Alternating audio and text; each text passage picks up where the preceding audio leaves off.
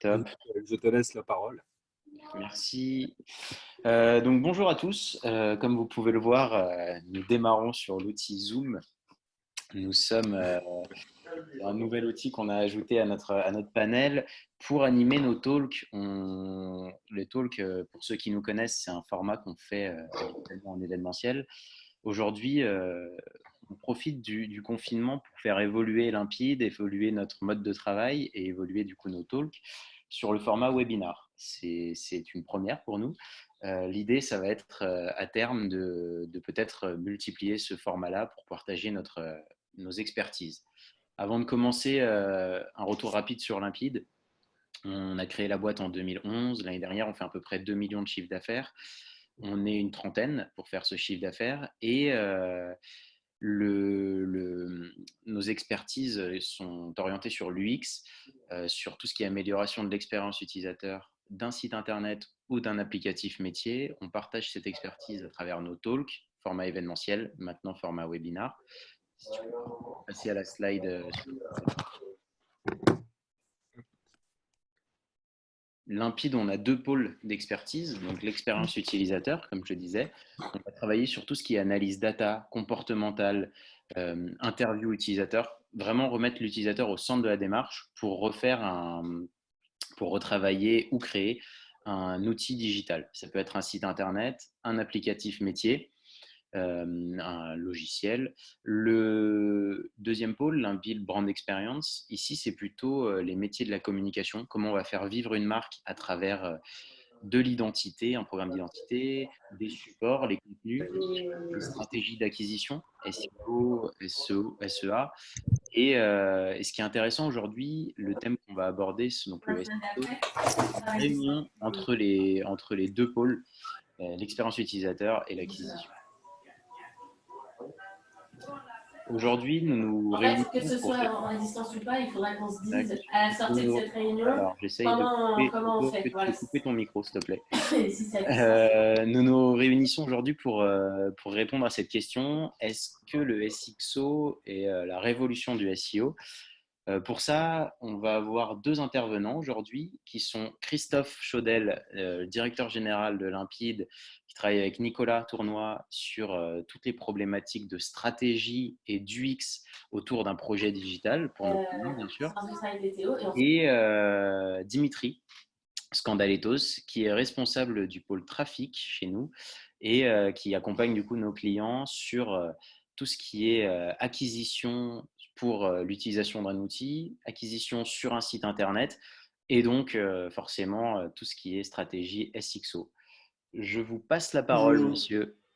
Merci Cyril pour cette magnifique introduction et très naturelle malgré l'exercice compliqué de la webcam. Bravo. Donc, effectivement, on vous accueille aujourd'hui pour parler du SXO. On l'a marqué sur ce slide, un peu la révolution du SEO ou l'évolution du SEO.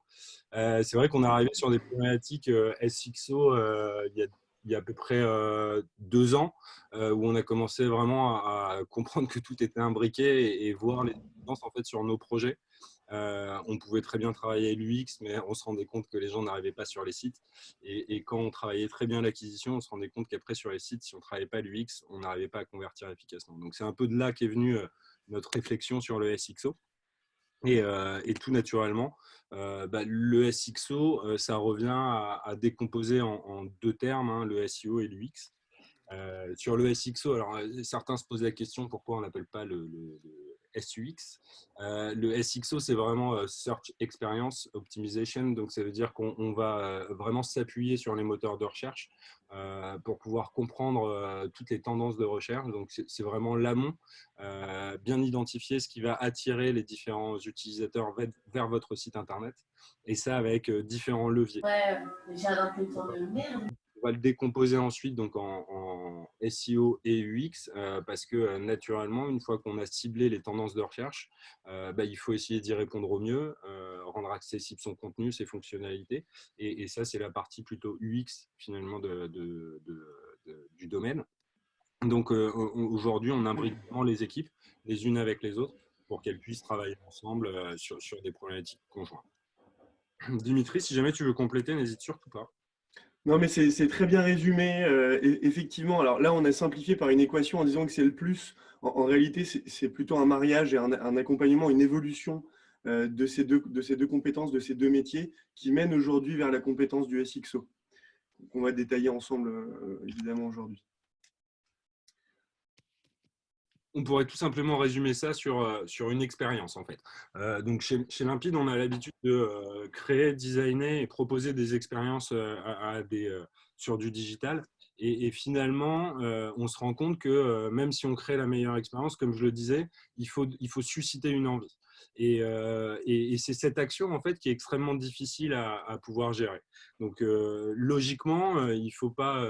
on est de plus en plus, je dirais, réfractaire à tout ce qui est push marketing, donc tout ce qui va être recherche SIA, donc tout ce qui est achat d'espace sur Google. Généralement, on va avoir des populations qui vont directement les sauter pour passer plutôt sur des recherches naturelles.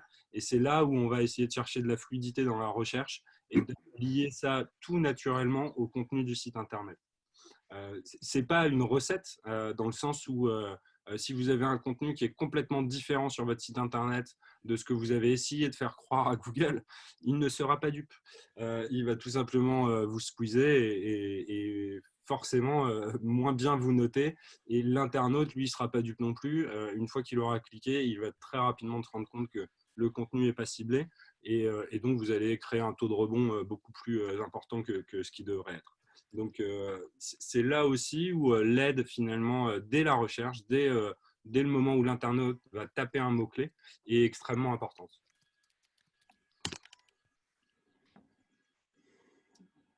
Dimitri ? Exactement, oui, avec plaisir. Donc, effectivement, l'objectif du SXO, l'objectif intrinsèque qu'il y a derrière cette notion, c'est au final de transformer un prospect en client. C'est ce qu'on sait tous faire, en tout cas c'est ce qu'on essaye tous de faire, avec plus ou moins de réussite, en fonction des dispositifs qu'on met en œuvre. Mais il y a quand même cette logique très manichéenne de vouloir avoir plus de clients, développer notre business. Donc effectivement, ça va être une méthodologie qui va permettre de transformer un simple prospect, un utilisateur, même avant de parler de prospect, un utilisateur en prospect, en client.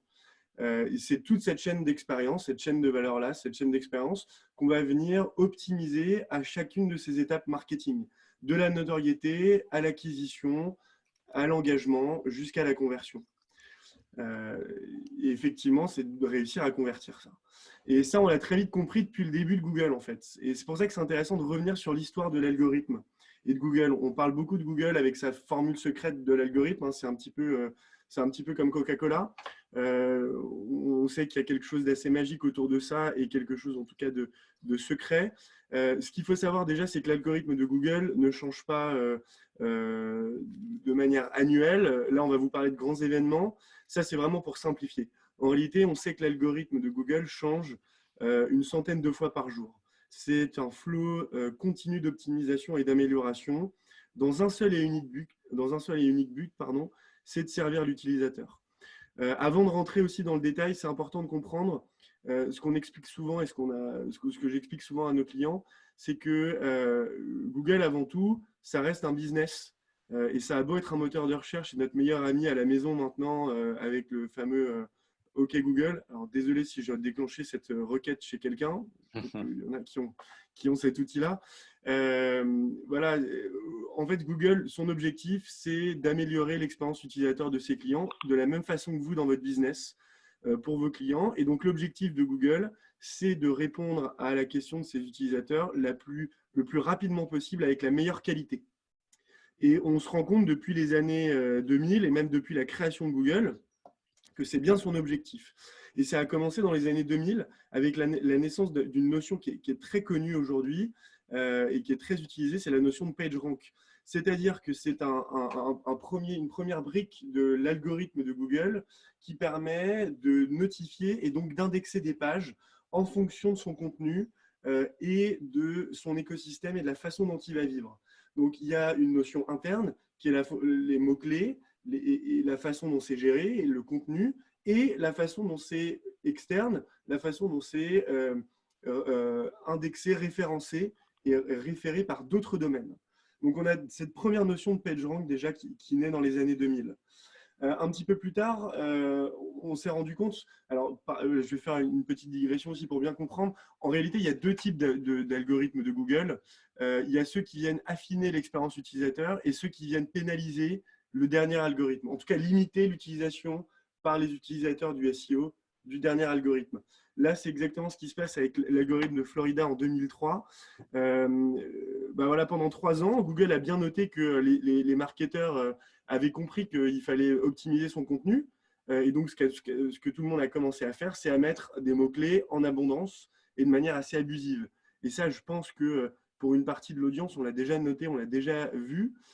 Sur certains sites, à la fin des pages, ça existe de moins en moins heureusement, mais on avait une liste de mots-clés qui étaient référents et en fait des mots-clés déclinés.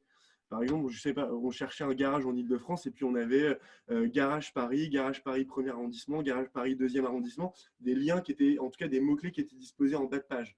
Bon voilà, ça Google a compris que du coup, il y avait des petits malins qui avaient assimilé la méthode de PageRank et qui en abusaient. Du coup, Florida permet de venir pénaliser les sites qui abusent de ces mots-clés.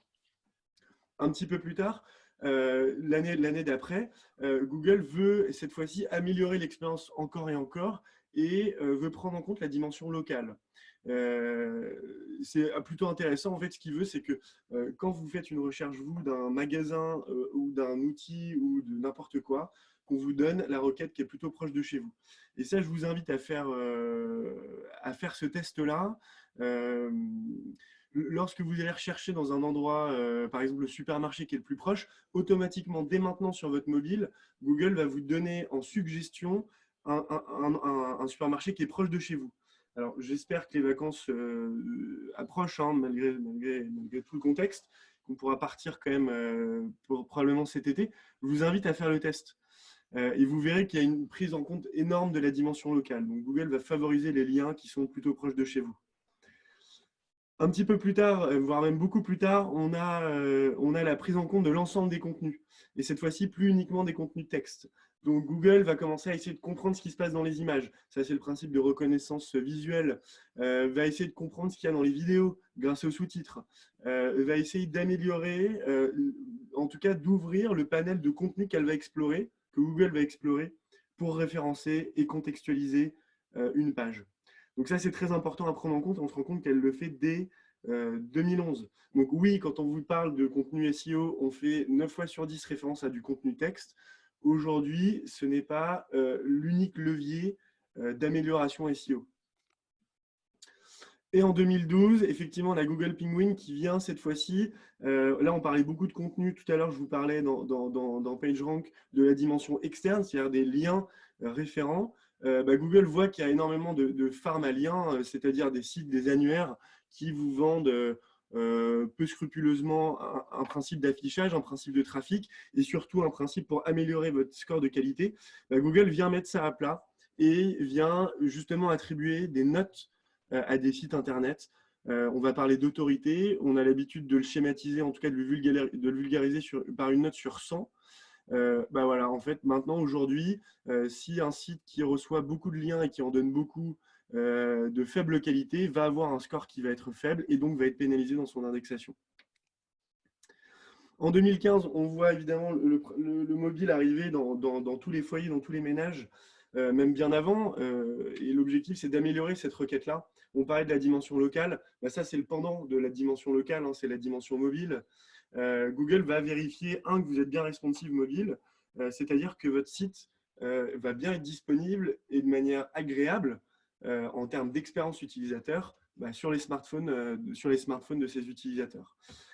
Donc, il y a tout un tas d'outils qui a vu le jour, dont notamment Google PageSpeed, dont on va parler un petit peu plus tard, qui nous donne des indicateurs, sur la vitesse du site, qui permet d'afficher rapidement ou pas le site sur mobile, et la taille, notamment des boutons. Est-ce qu'elle respecte bien une certaine dimension, c'est-à-dire l'équivalent du toucher de votre index, etc., pour pouvoir afficher de manière convenable, en tout cas s'assurer que votre site s'affiche de manière convenable sur les terminaux de vos utilisateurs.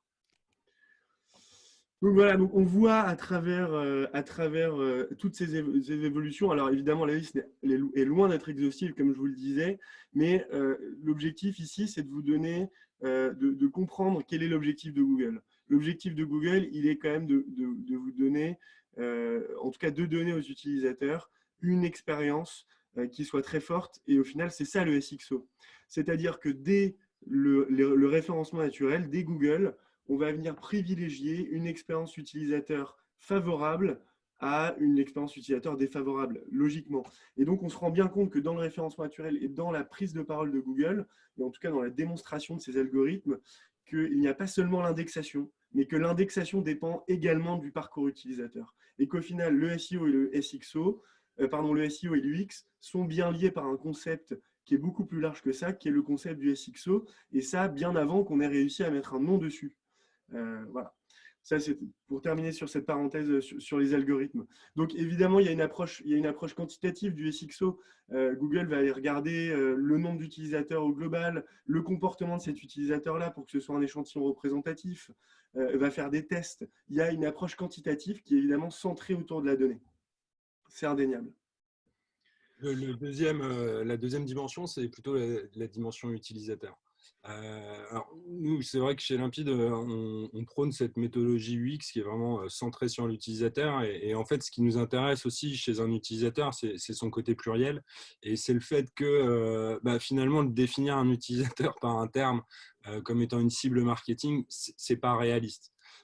On se rend compte qu'aujourd'hui, un utilisateur, il est composé d'un certain nombre de caractéristiques qui peuvent être des émotions, des habitudes, des comportements, des préférences, des valeurs, et que c'est en fait tous ces éléments qui vont lui permettre de se positionner par rapport vous à votre site internet et que vous allez pouvoir lui proposer une expérience qui sera dédiée. Donc c'est vraiment les deux dimensions peut-être les plus importantes dans toutes les démarches que vous pourrez faire sur votre site internet.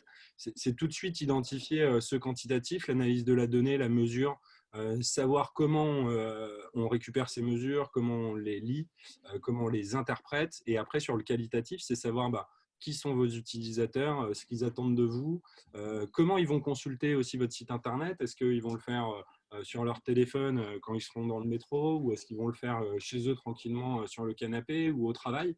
Est-ce que c'est dans un open space? Est-ce que c'est dans un bureau? Enfin, toutes ces composantes, elles vont jouer sur ces navigations et elles vont jouer aussi sur ses besoins.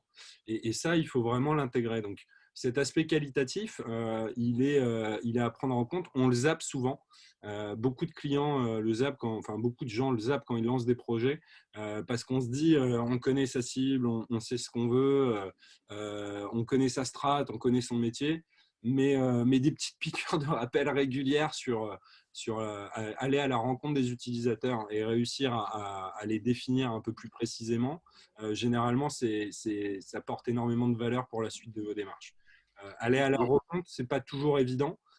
Donc, il faut aussi pouvoir trouver des modes alternatifs, des interviews à distance ou des plateformes d'interviews digitales. C'est aussi des choses qui peuvent vous permettre, à moindre coût et dans des plannings plus courts, d'obtenir de très, très bons résultats. J'ai une petite intervention de nos participants. J'avais deux questions. Une pour Dimitri, je oriente plutôt vers Dimitri, qui revient sur l'historique de Google en demandant est-ce que, selon vous, le SEO est amené à disparaître au profit du SXO?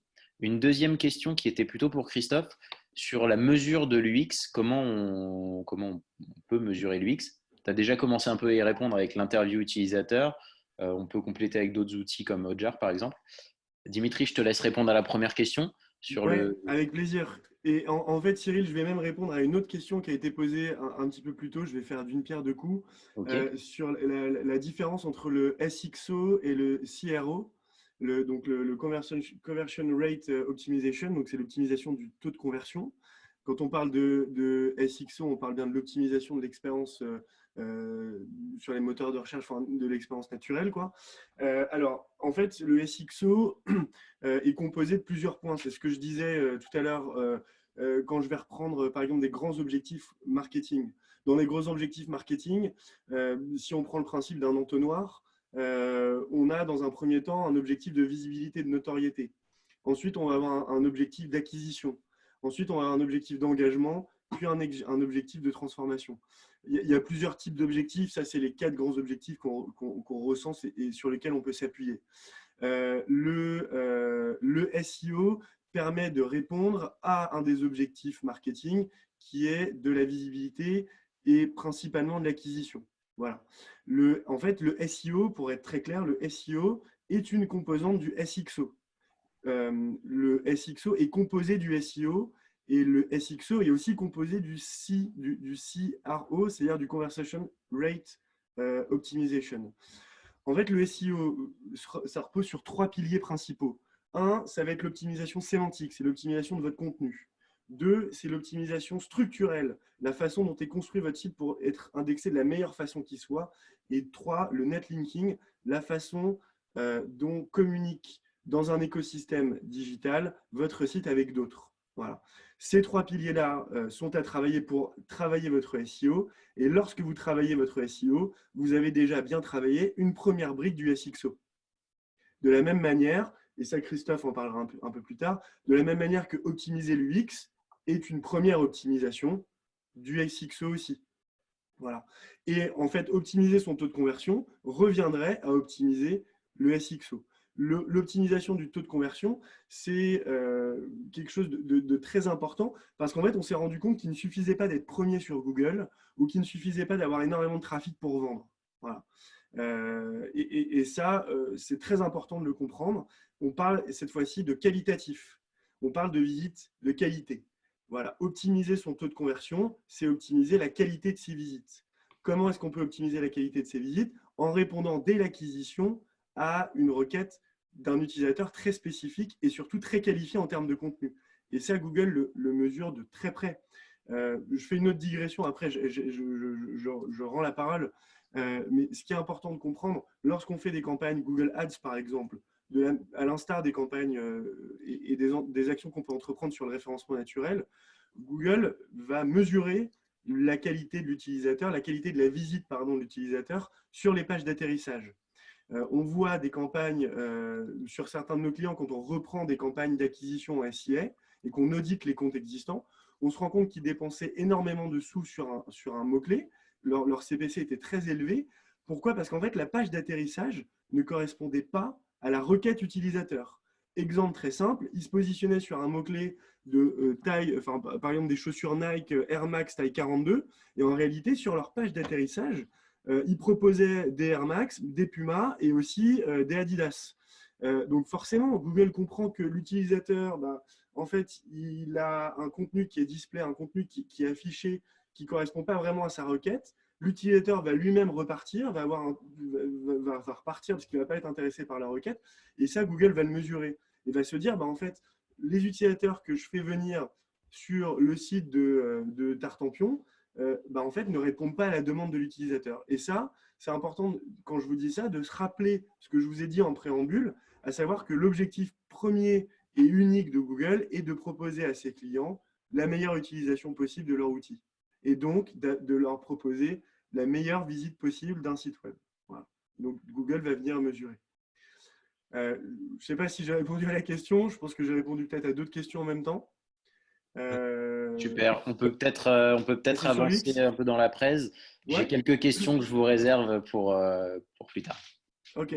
Juste sur la mesure de l'expérience utilisateur, parce que c'est vrai que c'est une question qui revient souvent, elle est extrêmement subjective et en fait, ce qui est important, c'est de définir surtout les indicateurs en amont qu'on souhaite étudier.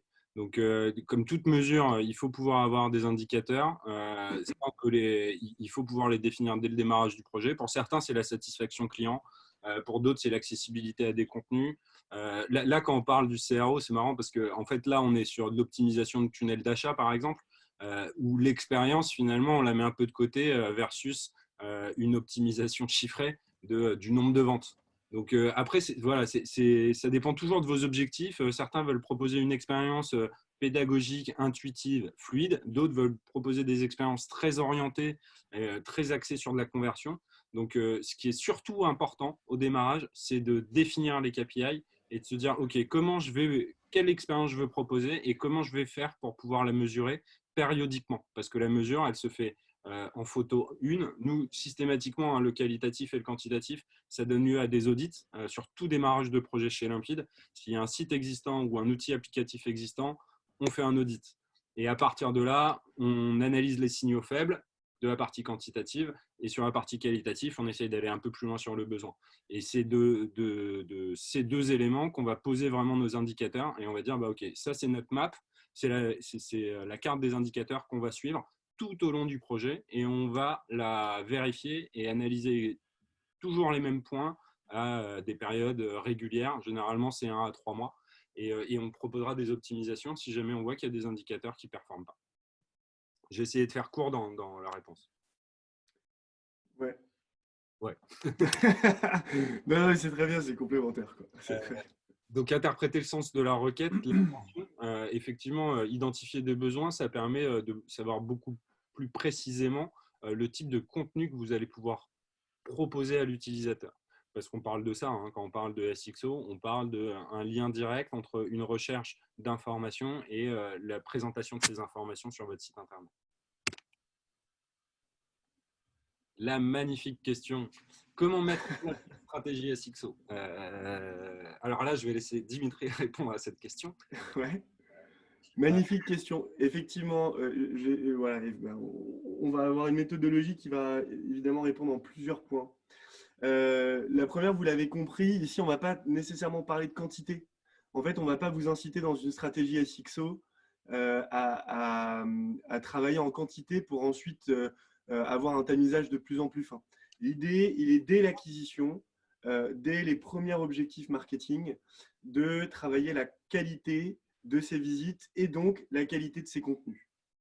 L'objectif ici, ça va être de créer une relation de confiance le plus rapidement possible avec votre utilisateur. Ainsi, l'objectif va être de répondre de manière très précise à une requête qui elle-même était très précise. Voilà. Lorsque vous faites vos recherches pour un webinar et que vous avez tapé webinar SXO, vous vous attendez à avoir en première page de résultats évidemment une page qui vous propose un webinar à venir sur le SXO, de voir son sommaire, de voir qui vont être les interlocuteurs, de voir quelle est l'entreprise derrière, pour tout de suite faire naître une relation de confiance avec votre utilisateur. Cette relation de confiance-là ne peut exister de manière efficace qu'à travers la qualité plutôt que la quantité. Si je peux me permettre sur ce point, c'est assez important de bien comprendre que la qualité des contenus, elle va dépendre des tendances de recherche. Donc, il est primordial dès le démarrage de pouvoir faire une analyse sémantique globale de là où vous avez des territoires d'expression. Donc, tous les mots-clés n'ont pas le même niveau, le même impact sur votre score SEO. Il va falloir les choisir en fonction de ce qui est déjà choisi par votre concurrence ou par d'autres personnes. Et ça, souvent, on a vraiment un travail en atelier collaboratif sur OK, je suis client, voici les mots sur lesquels mon expertise s'appuie. Et puis nous, en face, on est là à dire OK, mais ces mots-là, finalement, sur le web, ils ne vous correspondent pas ou ils ne correspondent pas aux recherches que vous voulez provoquer. Donc, on va devoir traduire aussi ces mots et pour pouvoir après aller produire le contenu de qualité. Donc là-dessus, nous, on encourage vraiment à faire très attention en termes stratégiques au choix. Le cocon sémantique, c'est peut-être le point sur lequel il faut s'attarder au tout démarrage de projet avant de se lancer dans de la production de contenu, parce qu'on ne va pas forcément avoir les 200 mots-clés qu'on espérait, et on va plutôt travailler sur une dizaine de mots-clés et qu'il va falloir traiter intelligemment avec des mots-clés secondaires, avec des idées à aller chercher. J'interviens une petite seconde. D'abord, bien joué Christophe, parce que tu as répondu à une question que j'avais posée. C'est l'arbitrage entre SEO, enjeu business, où est-ce qu'on place le curseur. Donc là, on l'a dit à travers des workshops et une réflexion un peu plus globale. Une priorisation, effectivement. Priorisation, exactement. La question suivante est pour vous deux. Qui correspond aussi aux enjeux de Limpide, enfin la stratégie Limpide. À part des clients e-commerce, quel genre d'entreprise souhaite mettre en place une stratégie SXO? Alors, moi, je me permets juste, parce que là, justement, quand on en parlait, on parle business, mais en fait, business, généralement, c'est chiffre d'affaires. Donc, OK, tout le monde comprend, on augmente le chiffre d'affaires, on est content. Mais il y a d'autres dimensions qui sont ultra importantes. Nous, on a beaucoup de clients qui s'intéressent de près au recrutement parce qu'ils sont sur des secteurs technologiques où c'est un peu tendu. Et en fait, un parcours SXO dans le recrutement, c'est exactement la même chose. Sauf qu'à la fin, on ne va pas quantifier par du chiffre d'affaires, mais plutôt par un nombre de candidats. Et c'est exactement la même chose. On n'est pas dans du e-commerce, on est une entreprise, on est en plein boom, on a besoin d'être attractif par rapport à des cibles candidats. On va étudier de la même façon, OK, les candidats, qu'est-ce qu'ils cherchent? Est-ce qu'ils cherchent des salaires sur Internet? Est-ce qu'ils cherchent une ambiance de travail? Est-ce qu'ils cherchent des orientations technologiques, des valeurs? Enfin, voilà, et c'est plutôt sur la marque employeur en termes de contenu qu'on va travailler, qu'on va rendre visible aussi sur les moteurs de recherche, et on va créer un parcours candidat sur le site Internet qui aura la même vocation qu'un parcours d'achat sur un site e-commerce, mais qui sera tout simplement orienté candidat. Donc voilà, on n'est pas forcément dans le e-commerce pour travailler sur du SXO, et je dirais même qu'on n'est pas sur du e-commerce pour travailler en SXO, on est plutôt sur des contenus de fond. Donc ça veut dire que, un catalogue produit qui évoluerait toutes les semaines n'a pas lieu d'être, enfin ça ne marcherait pas en SEO, ça ne donnerait même pas le temps au robot de le scanner proprement. Donc on va plutôt travailler sur du contenu de fond, sur du B2B, sur du service, sur des choses où on va avoir besoin de prendre la parole un peu plus. Exactement. Alors oui, petite info. Oui, on aime bien venir appuyer nos discours avec des statistiques et des études. On sait que voilà, il y a à peu près la moitié des ventes lorsqu'on fait des sondages où les utilisateurs, les futurs acheteurs, en tout cas les acheteurs qui ne sont pas allés au bout de l'achat, des consommateurs, voilà, ne vont pas au bout de cet achat-là parce qu'ils n'ont pas la bonne information. Ça reflète aussi quelque chose, c'est effectivement ça permet d'illustrer ce que je disais plus tôt, c'est dans cette continuité d'acquisition vers la page de conversion, c'est qu'en fait on ne convertit pas parce qu'on n'a pas réussi à lier ce principe de confiance et de réassurance entre l'utilisateur qui ne nous connaît pas, auquel vous avez répondu, enfin à la requête à laquelle vous avez répondu, mais qui malheureusement, voilà, il lui manque d'informations, il ne sait pas qui vous êtes, il ne sait pas pourquoi acheter, il ne sait pas si le prix est bon, si le prix est juste, et donc il part. Là, on ne parle pas de quantité d'informations, mais on parle évidemment de qualité d'informations, que ce soit des informations textuelles, ça peut être aussi des infographies, ça peut être des interviews, ça peut être des visites, des vidéos, pardon. Voilà, il y a plein de contenus qui permettent de rajouter de la réassurance et permettent d'accroître ses ventes. Ici, on a simplifié en disant vente, hein, mais si on est sur un site vitrine qui n'a rien à vendre directement, on peut parler de formulaire de contact, par exemple, voilà, ou de lecture d'informations, ou de choses comme ça. Ouais, dans cette phrase, ce qui est très important aussi, c'est la bonne information. La bonne information, ça veut dire que vous orientez aussi en fonction des besoins de votre cible. Si un internaute il vient sur le site et qu'il a un Wikipédia du produit, il y a peu de chances qu'il cible lui-même la bonne information, ou sinon ça veut dire que vous ne lui fournissez pas un outil d'aide à la décision qui soit performant. Donc l'important, ce n'est pas la quantité d'informations, encore une fois, que vous allez pouvoir intégrer. Ça ne sert à rien de faire des pages offres avec 6000 mots et puis vous mettez toute votre méthodologie et tout ce qu'il y a. Non, par contre, c'est très important de pouvoir orienter son discours, savoir ce que vos utilisateurs veulent lire et après pouvoir proposer un contenu qui soit intelligible et accessible. Donc, l'objectif, clairement, c'est concevoir du contenu structuré. Exactement. Alors, vas-y. On parlait du SEO tout à l'heure et je vous parlais de 3 piliers très importants à retenir, la sémantique, la structure et le netlinking, c'est-à-dire le rapport que vous avez avec d'autres sites. Voilà, ici, quand on parle de contenu structuré, c'est exactement le lien entre la sémantique et la structure. C'est-à-dire qu'il faut réfléchir à un contenu qui soit, optimisé pour Google et la lecture du robot de Google dans ses textes, et également pour l'utilisateur.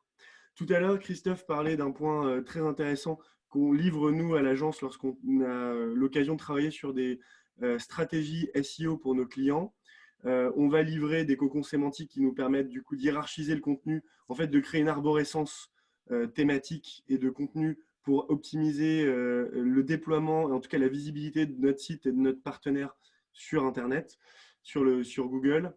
Lorsqu'on fait ça, on va réaliser des plans détaillés. Le plan détaillé est réalisé de plusieurs façons et une des composantes de ce plan détaillé, c'est de faire un benchmark, tout simplement, des meilleurs liens qui sont positionnés sur le mot-clé qu'on avait défini de contenu. Donc, on va prendre les 5, 6, 7, 10 liens qui apparaissent dans les meilleures positions et regarder la façon dont est structurée ces pages, donc la façon dont est structuré l'article. Et on va se rendre compte, du coup, qu'il y a des constantes. Que, par exemple, sur une thématique, sur comment mettre en place sa stratégie SXO, on va d'abord, sur les 10 articles, il y en a 4 qui vont d'abord parler de l'objectif du SXO. Puis, il y en a 6 qui vont à chaque fois parler de l'enjeu. Puis, 8 qui vont parler de la méthodologie à mettre en place. 2 qui vont parler des limites, par exemple, de la stratégie SXO. Et ça va vous permettre de comprendre, ce qui est nécessaire pour Google en termes de compréhension du sujet, parce que Google fait exactement le même travail que nous. Google va aller regarder les liens, et va aller regarder quel est le contenu, les mots-clés, etc. Et va ensuite vous indexer. Et l'utilisateur, ce dont il a besoin. Moi, ce que je dis à mes clients aussi dans une stratégie SXO et dans une stratégie SEO de création de contenu, c'est qu'il faut, parler évidemment de ce dont ne parlent pas vos concurrents, okay, mais évidemment parler aussi de ce dont ils parlent. Pourquoi? Parce que le comportement humain, lorsque vous allez sur Google, il est assez naturel et assez semblable. Moi, je vais taper « Comment mettre en place une stratégie SXO ». Je vais prendre le premier lien parce qu'il est bien foutu, le titre me plaît, la métadescription aussi. Et je vais aller regarder son contenu. Et là, il y a 2 choix possibles. Soit j'ai trouvé la réponse à ma question. Et à ce moment-là, je ferme la fenêtre et je passe à un autre sujet. Ou alors, je n'ai pas trouvé la réponse à ma question. Je reviens sur la page de résultats de Google et je vais voir le deuxième lien. Et ainsi de suite, jusqu'à ce que j'ai trouvé ma réponse. Ça, c'est un schéma assez pragmatique, mais je pense qu'on partage plus ou moins tout cet archétype. Donc, l'intérêt est évidemment de parler aussi des éléments dont parlent vos concurrents pour être sûr de ne pas mettre de côté un sujet qui pourrait plaire à vos utilisateurs. Et aussi, l'intérêt va être de comprendre ce dont vos utilisateurs ne parlent pas et du coup de le mentionner. Ce contenu-là sera ainsi optimisé, 1, pour les moteurs de recherche et 2, pour l'utilisateur. L'autre point aussi, c'est d'améliorer l'expérience de navigation mobile. Christophe, est-ce que tu veux en parler? Juste, j'interviens une petite seconde, parce oui. que Dimitri, tu parlais très vite, j'avais du mal à intervenir. Ouais, je laisse pas de place, désolé. Est-ce que tu peux définir, s'il te plaît, le terme cocon sémantique? Oui, alors carrément, effectivement. Alors, comment faire ça simplement et pas parler pendant 3 heures? Je propose qu'on fasse un autre webinaire là-dessus. Je repose ma question. Est-ce que tu peux définir rapidement un cocon sémantique, s'il te plaît? Yes. Yes, carrément. Alors, lorsque vous allez avoir une stratégie SEO, vous allez avoir une stratégie de rédaction de contenu. Ça passe par là, vous vous souvenez, la sémantique, la structure et le netlinking. Sur l'aspect sémantique, vous allez devoir produire du contenu. Bon. Là, par exemple, si moi, je voudrais faire de l'agence le numéro 1 sur la recherche SXO, le terme SXO est un terme qui va être très recherché, du coup très concurrentiel. Logiquement, créer un seul contenu sur les SXO ne sera pas suffisant pour mon nom de domaine à le positionner en numéro 1. Je vais devoir donc créer plusieurs contenus pour que Google comprenne que je prends la parole non pas une fois sur le SXO, mais plusieurs fois. Et donc, que pour l'utilisateur, Google a bien intérêt, lorsque quelqu'un va taper SXO, à montrer un domaine qui parle plusieurs fois de ce sujet-là et donc qui a la maîtrise de ce sujet, plutôt qu'un novice qui va en parler une seule fois. Bon. La hiérarchie et en tout cas le poids, la quantité de contenu dont je vais devoir parler est définie par le cocon sémantique. Le cocon sémantique, pour schématiser, exactement comme une arborescence. On a des termes très forts sur lesquels on va être positionné, mais qui sont très concurrentiels, qui vont venir être soutenus, par d'autres contenus et qui, à travers un maillage, vont renvoyer les utilisateurs et Google vers la page de contenu clé. Je vais faire un contenu comment optimiser ma stratégie SXO. Et je sais que malheureusement, cette page-là ne va pas être suffisante pour apparaître en position 1.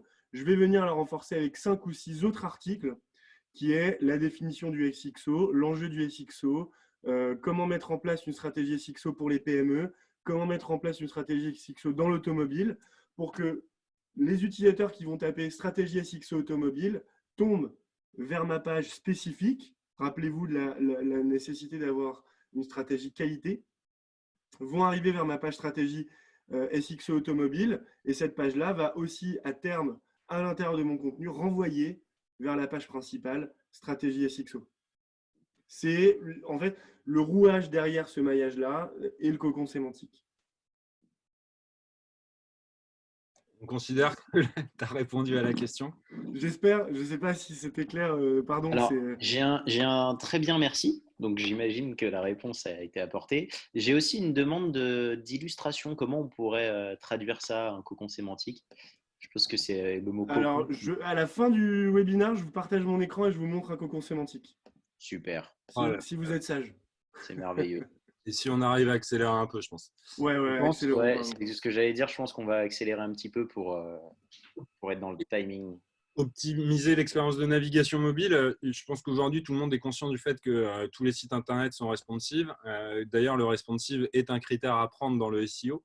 Donc, l'expérience de navigation mobile, aujourd'hui, il ne faut pas la négliger. Il ne faut pas voir ça comme une déclinaison d'un format d'ordinateur qu'on rognerait et qu'on ferait passer les blocs les uns en dessous des autres. L'expérience qu'on va proposer, elle va aussi compter dans votre notation. Et aujourd'hui, tout simplement, les métriques dont on parlait au démarrage, les analytics vont vous donner les clés. Si vous avez 0,2% de connexion sur mobile, il y a deux raisons. La première, c'est soit vos utilisateurs n'utilisent pas le mobile, ce qui aujourd'hui paraîtrait peut-être un peu fou, ou sinon, c'est que votre site, il n'est pas fait pour être consulté en mobile. Et dans ce cas-là, il faut se poser la question de est-ce qu'on fait une version mobile, enfin une version un peu plus poussée? Est-ce qu'on fait des campagnes avec des landings mobiles pour voir si finalement l'internaute, lui, il est sensible à la consultation sur mobile? Et dans ce cas-là, après, on peut décider de se dire c'est intéressant de pouvoir créer un format responsive mobile qui soit lui-même optimisé. C'est un peu la différence entre le mobile first et le desktop first. Comment on va concevoir un site en se projetant. Généralement, on ne conçoit pas un site avec une expérience par support, sinon ça fait des sites extrêmement complexes, ou en tout cas coûteux et longs à mettre en place, mais on va plutôt prioriser. Donc, en fonction des habitudes de ses utilisateurs, on va là aussi se dire où est l'équilibre, qu'est-ce qu'on va designer en termes de parcours mobile et qu'est-ce qu'on va designer en termes de parcours desktop. On va peut-être passer un peu sur la transaction, à part si Dimitri, tu veux en parler. Non, vas-y, je t'en prie. Désolé, on passe quelques slides, sinon on n'aura pas le temps de parler. De répondre aux questions. Alors, l'objectif, c'est quand même de effectivement surveiller l'évolution du nombre de connexions sur smartphone. Pourquoi? Parce qu'aujourd'hui, on commence à avoir une évolution naturelle des habitudes, augmentation des formats des téléphones portables. Le côté responsive des sites Internet a presque cassé le marché de l'application sur le fait que c'est extrêmement performant d'utiliser un site web en responsive et que si on a décidé de créer des parcours utilisateurs mobiles, je défie quiconque de voir la différence entre un site responsive mobile first et une application.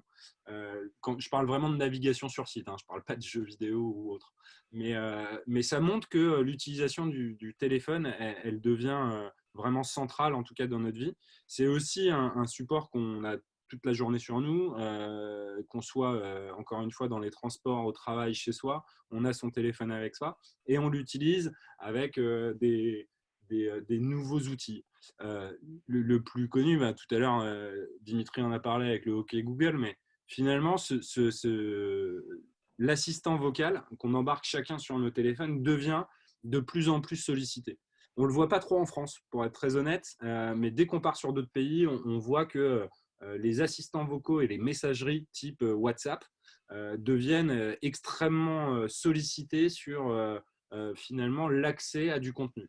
Donc, on va partager du contenu, on va accéder à du contenu, on va demander, donc on a tout simplement un prescripteur qui est notre assistant vocal qui va nous orienter. Et ces recherches-là, il faut commencer à les anticiper. Donc les assistants vocaux, les intelligences artificielles et toutes les interfaces naturelles, demain, elles deviennent centrales dans la démarche de recherche.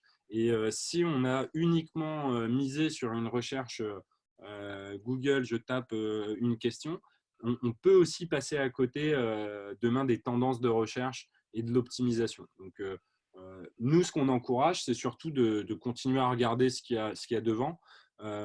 Et c'est pas forcément évident quand on est tout le temps la tête dans son secteur, dans son métier. Nous, on a la chance de pouvoir travailler avec des clients de secteurs différents et surtout dans des pays différents.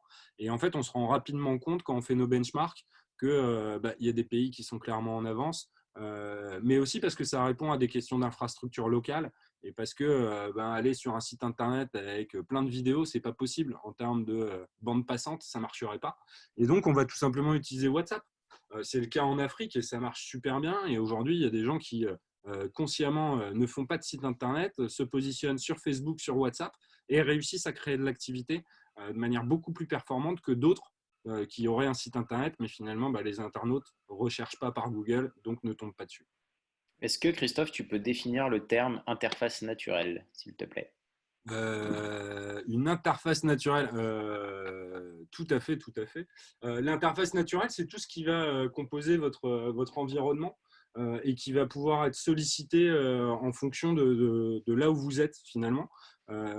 Aujourd'hui, on va créer des interfaces artificielles, entre guillemets, pour susciter une connexion. L'interface naturelle, au contraire, va plutôt être quelque chose qu'on va utiliser dans votre environnement naturel pour s'adapter à vos habitudes et vous permettre de continuer la fluidité de votre navigation.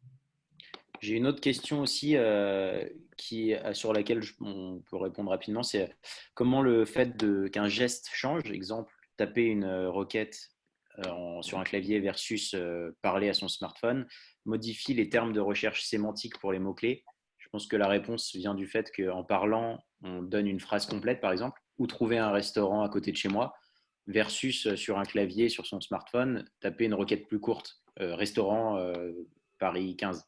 Et donc, c'est un peu ce qui peut répondre à cette question. Je ne sais pas si tu veux compléter, Dimitri, ou si on enchaîne. Non, mais je pense, ouais, je serais plus d'avis pour qu'on enchaîne parce qu'on a déjà presque 1 heure de webinaire là. Super, voilà. Je parle sur le chat pour voir si ça répond à la question. Ouais. Donc effectivement, on parlait d'optimisation SEO, on est proche du SEO, il faut évidemment surveiller la performance globale du site parce que c'est un indicateur que Google va prendre en compte. De savoir comment est-ce que vos utilisateurs se comportent, de savoir quelle est la vitesse du site, de comprendre que les pages sont bien indexées, qu'il n'y a pas d'erreur structurelle principale. Ça, vous pouvez gérer facilement votre site web là-dessus et regarder les erreurs avec un outil de Google qui est gratuit qui s'appelle Google Search Console. C'est anciennement Google Webmaster Tools qui vous permet d'avoir des infos de suivi sur les erreurs d'indexation des pages, notamment. Voilà, on parlait du temps de chargement de page. Alors là, pour ça, il faut vous aider d'un outil qui s'appelle Google PageSpeed. On en parlait évidemment d'un point de vue de mobile aussi.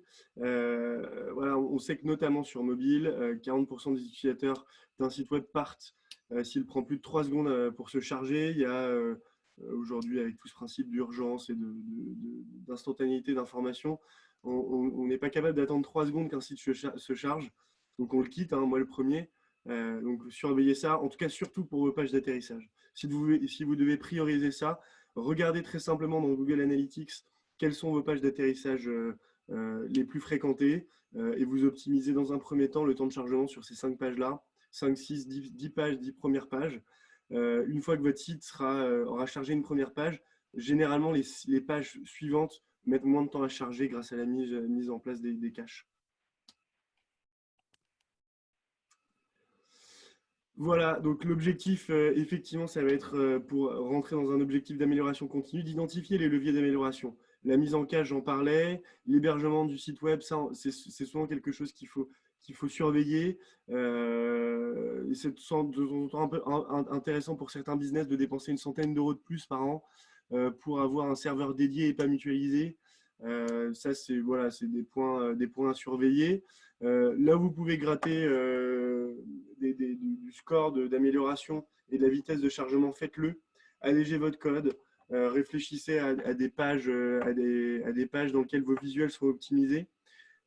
Évitez de vouloir afficher votre visuel en ultra 4D, 4K, pardon, ça ne fonctionnera pas. Optimiser plutôt, pensez si voilà, chaque contenu est nécessaire et comment est-ce que vous pouvez optimiser vos pages d'atterrissage. Personnaliser l'expérience utilisateur, c'est effectivement un conseil à donner. Pour pouvoir personnaliser cette expérience utilisateur, il faut connaître ses utilisateurs. Donc, simplement savoir cartographier ses utilisateurs. N'hésitez pas à faire des sous-segments. Si vous voyez que dans un de vos segments, ça devient un peu complexe de pouvoir répondre à tous les besoins. Et ensuite, créer des expériences simples que vous allez améliorer en itérant petit à petit. On ne construit pas une usine à gaz dès le départ avec 150 parcours différents. Ça n'existe pas. On se base sur des parcours simples qui répondent à des besoins exprimés et prioritaires. Et après, petit à petit, on va affiner par rapport aux sous-segments et on va personnaliser cette expérience.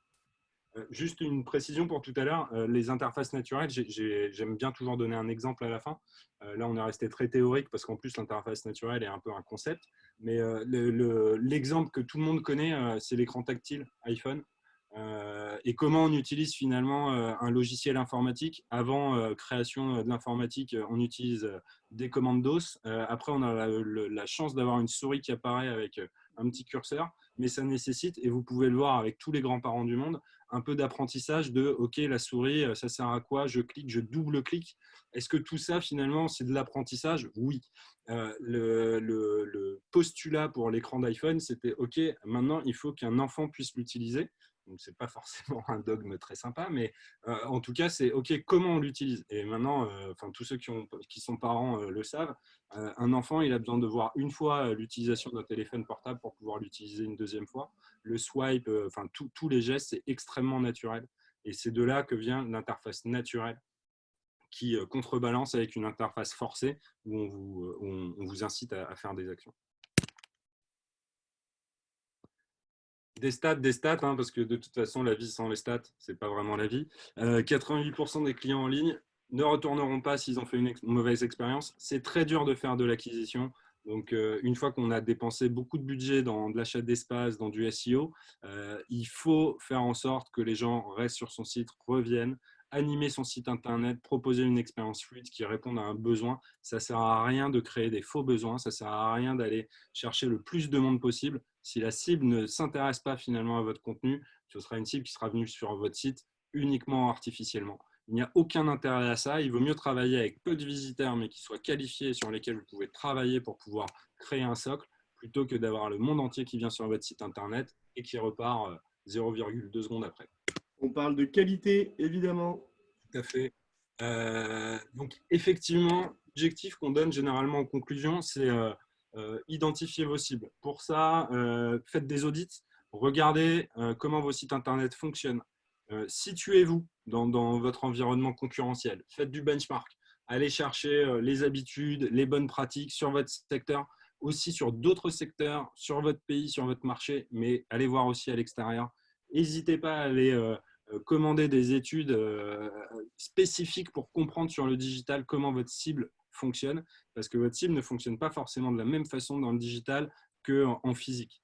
Ça, c'est extrêmement important. Une fois qu'on a toute cette connaissance, simplifier les parcours utilisateurs pour répondre à des besoins simples et après, améliorer les choses. Nous, on a l'habitude de proposer de l'amélioration continue, c'est-à-dire que tous les 1 à 3 mois, on va faire un audit, une mesure spécifique sur un point particulier de l'expérience, du parcours. Et ça, après, on va le challenger, on va proposer de l'A/B testing, on va choisir un groupe de bêta-testeurs et on va leur pousser 2 solutions pour identifier les parcours les plus fluides, ceux qui performent le plus, là où on a les meilleurs résultats. Et après, survivra seulement celui qui sera le plus performant. Et c'est comme ça qu'on améliore un site internet sans construire une usine à gaz et toujours en essayant de prendre le plus de recul par rapport à ce qu'on fait. Quelques indicateurs pour conclure, pour vous aider à rentrer de manière plus pragmatique et plus cartésienne dans ce sujet.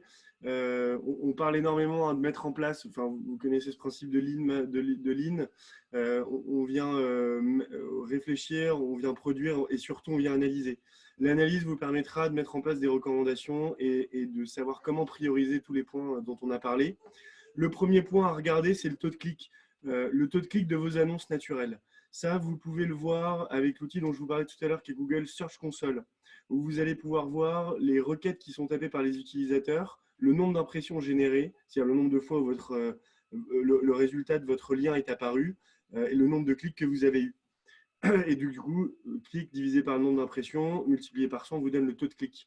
Une annonce d'un lien qui a un taux de clic faible vous donne une indication première, c'est que l'aperçu dans Google de votre lien n'est pas engageant. Alors à ce moment-là, vous pouvez le changer. Si vous êtes sur WordPress, vous pouvez le changer avec un outil qui s'appelle Yoast SEO, dans lequel vous allez pouvoir changer le titre et la métadescription. Essayez d'être sur des choses assez exhaustives et bien senties. Faites des tests et regardez comment va votre taux de clic. Ça, c'est pour la partie résultats de recherche. Une fois que votre utilisateur est arrivé sur votre page d'atterrissage, regardez le taux de rebond. Le taux de rebond, c'est un concept très connu. Le nombre d'utilisateurs qui vient sur votre site sans générer d'autres interactions. C'est-à-dire, typiquement, pour simplifier, c'est l'utilisateur qui vient uniquement une fois sur votre lien et qui s'en va. Voilà, ça, c'est quelque chose à surveiller, le taux de rebond. Améliorer, faites de l'A/B testing, exactement ce dont parlait Christophe tout à l'heure. Et puis ensuite, regardez le taux de conversion de vos pages. Une fois que vous avez amélioré ces deux premiers éléments, regardez comment convertit votre page. Si elle ne convertit pas assez, faites des tests, encore une fois. Faites de la réassurance. Optimisez votre tunnel de transformation. Si c'est un formulaire, rendez-le attrayant, rendez-le peut-être retirer 2-3 mentions qui peuvent être un peu lourdes dans la saisie. Si c'est une page d'achat, soyez sûr qu'il y ait des avis, soyez sûr qu'il y ait assez de descriptifs, assez de photos de mise en situation de produits. Voilà, il y a plusieurs façons d'améliorer votre taux de conversion. En tout cas, c'est 3 indicateurs à surveiller pour être capable de suffisamment bien comprendre si votre stratégie SXO est en place. Et d'ailleurs, ça revient à des objectifs marketing dont je vous parlais en préambule. Le taux de clic, ça peut correspondre à cette notion de notoriété et d'acquisition. Le taux de rebond, c'est de l'acquisition et de l'engagement. Et le taux de conversion, c'est de la conversion, c'est de la vente. Surveillez ces indicateurs. Merci. Alors, on est venu à bout de ce webinaire. Voilà, merci à tous. Premier webinaire de Limpide. Ça nous intéresse de récupérer vos feedbacks après par mail. On échangera avec vous. Ce qu'il faut retenir, c'est que Christophe ferme la presse.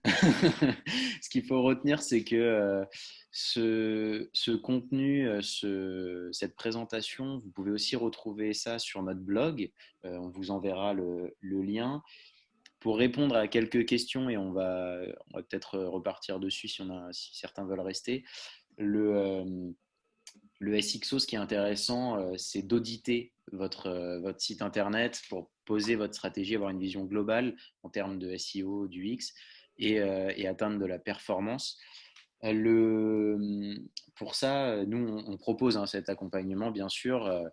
C'est aussi pour ça qu'on vous le présente aujourd'hui. Si ça vous intéresse, n'hésitez pas à revenir vers nous. Et pour finir, j'aurais donc quelques questions pour Dimitri, Christophe. Alors, je les reprends dans mon listing. Une question de Charlotte. À quel moment, comme je reçois des messages en même temps, le message repart dans le haut. Tac, tac, tac. Comment et à quel moment intégrez-vous les tests utilisateurs par rapport à ces indicateurs pour les indicateurs de la slide précédente, taux de rebond, taux de clic et troisième, Dimitri. Je prends la main sur cette question. En fait, les tests utilisateurs, on peut les intégrer à plein de moments différents. Ça dépend vraiment de la méthodologie que vous mettez en place. On peut mettre en place des tests utilisateurs en fait, dès presque la conception, dès la création du sujet. Nous, on a l'habitude de créer du prototype pour pouvoir après aller éprouver les parcours utilisateurs. Donc, le test, généralement, il se fait au moment de la conception avec des bêta-testeurs. Il se fait, ça c'est quand on est en cours de conception projet, de création projet. Il se fait au moment tout simplement du développement parce qu'on a aussi besoin de pouvoir tester la performance des parcours, la fluidité. Ce n'est pas la même chose sur un prototype où on ne charge rien et sur un site réel où on a besoin de charger des éléments. Donc, ces deux périodes de test, elles sont très importantes. Attention à bien prévoir des plannings qui intègrent des temps d'optimisation après les phases de test. Et après, en fait, le test, c'est la vie du site internet. Donc, nous, ce qu'on propose généralement quand on fait de l'amélioration continue, c'est que Le site, c'est un labo, quoi. Il faut pouvoir le laisser vivre et en faire un outil de test grandeur nature. Et après, vous pouvez mettre en place des scénarios d'A/B testing sur votre site internet pour pouvoir aller chercher encore plus de résultats et de pouvoir multiplier les scénarios de parcours pour pouvoir identifier les plus performants. Tu voulais rajouter quelque chose, Dimitri? Non, non, je t'ai répondu à la question, je pense. Je pense qu'on va conclure. J'aimerais faire un petit remerciement aux participants parce Ouais. que vos messages sont très, pour une première, je suis très content de voir ces messages de remerciements et de félicitations. On a été très clair et limpide, donc je suis très content d'avoir eu ce jeu de mots. Merci à tous. Nous allons vous envoyer un mail de remerciements avec le lien vers l'article de blog pour continuer les échanges si vous le souhaitez. Vous pouvez nous suivre sur nos différents réseaux et vous aurez nos coordonnées. Ce qu'il faut retenir, c'est que le webinar, c'est un nouveau format pour nous, c'est la première aujourd'hui et on aimerait le répéter. N'hésitez pas à nous dire si c'était intéressant pour pouvoir vous inviter pour les prochains et à bientôt. Et juste une petite chose, effectivement, normalement, on n'est plus sur un format talk. Dès que le confinement est fini, on retourne dans nos locaux et on reprend les talks. Donc, n'hésitez pas si vous avez la possibilité et que vous êtes sur Paris. On se fera un plaisir de vous recevoir. C'est encore plus interactif. Là, j'avoue que c'est un peu particulier de ne voir et de parler à son ordinateur. J'avais désactivé les vidéos. Donc voilà, ce sera encore plus humain. En tout cas, ça a été un plaisir de réaliser ce webinaire et merci d'avoir participé. Merci à tous. Exactement. Merci beaucoup.